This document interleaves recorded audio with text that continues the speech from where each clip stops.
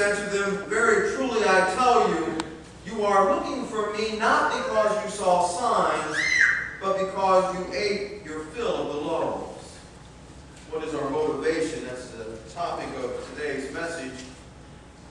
What's your definition of sin? Somebody give me a definition of sin. Anything that takes you away from God. Anything that takes you away from God. A relationship kind of issue. Correct. Anybody else? Wow. You guys need to learn this because then you'll know what you're doing. So it's important to know. You want to know what sin is because you kind of want to keep it over there somewhere. Definition of sin out of the dictionary, which may or may not be reliable. And let me tell you, there was a lot of definitions. But there was only two under the title theological.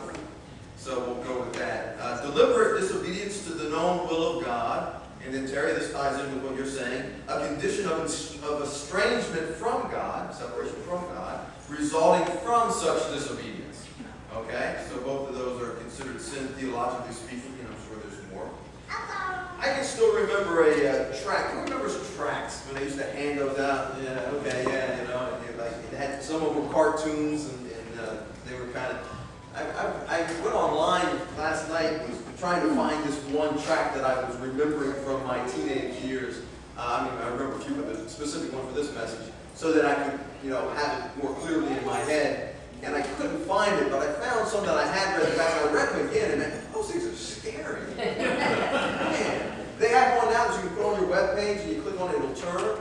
But I couldn't find one that I wasn't afraid of. So I didn't want to put it up there. But they're usually good messages, but they're not the ones that I think kind of bring unchurched people into the church. It's the kind that make unchurched people run and hide under beds. So anyway, this one though, however, as I remember it, anyway, this may be a little foggy, it showed a picture of a heart as like a throne room, and it had a little chair-looking thing, which was the throne. And it had different things on the throne. And what it basically was saying is, whatever is on that throne, whatever sits on the throne room of your heart is your God. And they use a small g, I recall with that. It is your God in that sense. And there was examples of dollar signs and expensive cars and jobs and expensive houses and the idea of eating, the gluttony kind of a thing.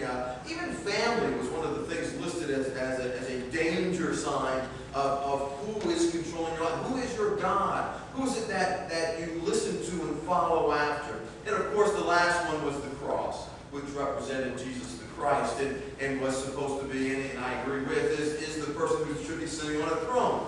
The idea of the tract was indeed that Christ should be sitting on the thrones of our hearts, should be the one that leads us, that guides us.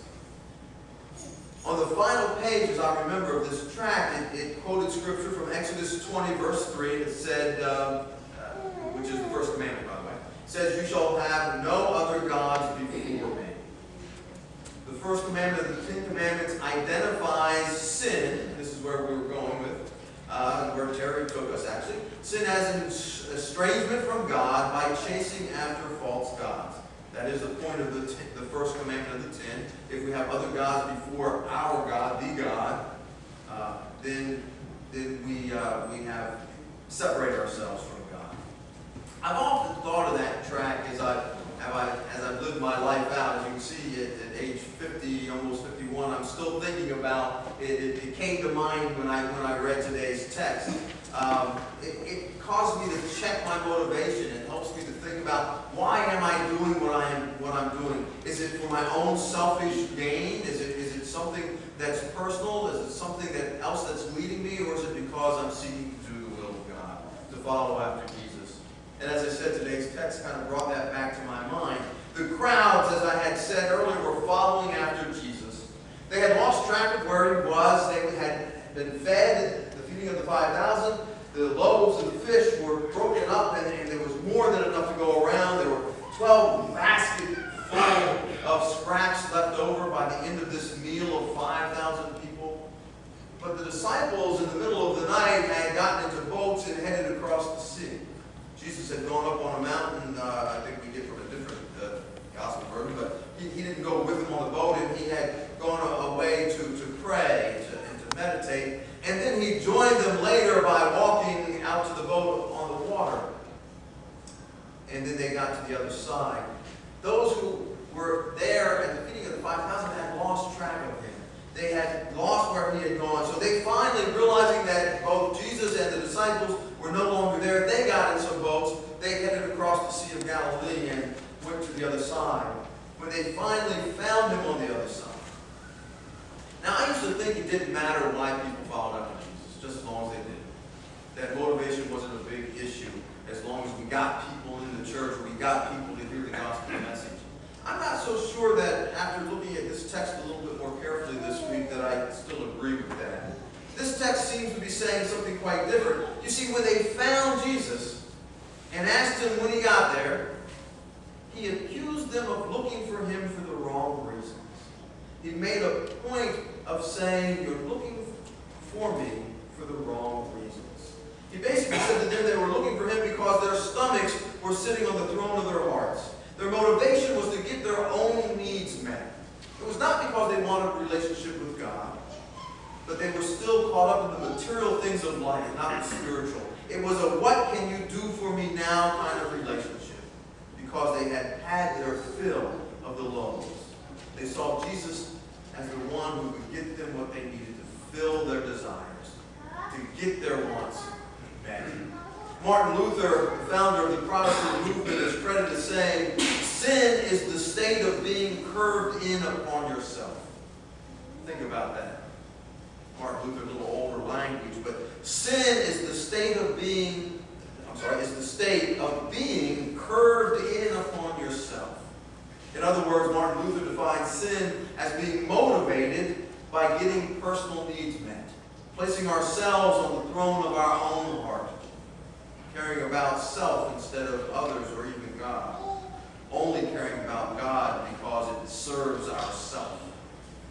Several years ago, our bishop asked every pastor to read a book titled Power Surge by Michael W. Foss, and then lead their churches in the study of this book. I won't ask if you all did that. The main point of the book was that modern day Christianity was in decline because our motivation for following God had become a self-centered, ingrown motivation.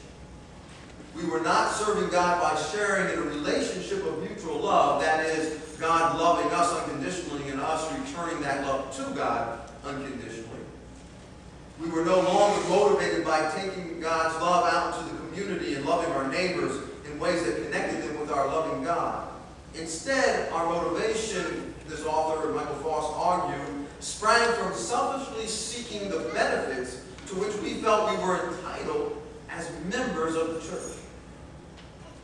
Seeking our benefits.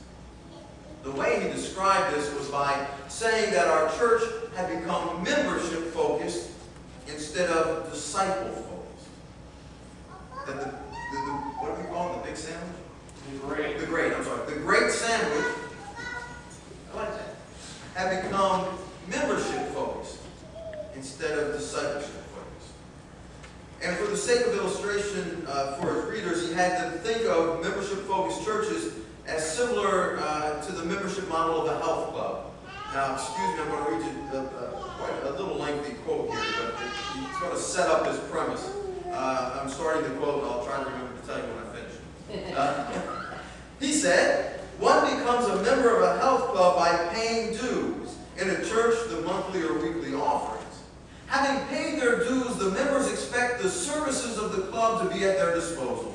Exercise equipment, weight room, aerobic classes, an indoor track, swimming pool, all there for them, with a trained staff to see that they benefit from it. Members may bring a guest on occasion, but only those who pay their dues have a right to the use of the facilities and the attention of the staff. The tragic flaw in the contemporary version of the membership model of the church lies in the focus of its ministry. In that model, ministry focuses on the membership of a particular congregation. End quote. This leads me back to the verses that I focused on at the beginning of my message. Actually, the verse I focused on at the beginning of my message. Very truly I tell you, you are looking for me not because because you saw signs, but because you ate your fill of the law.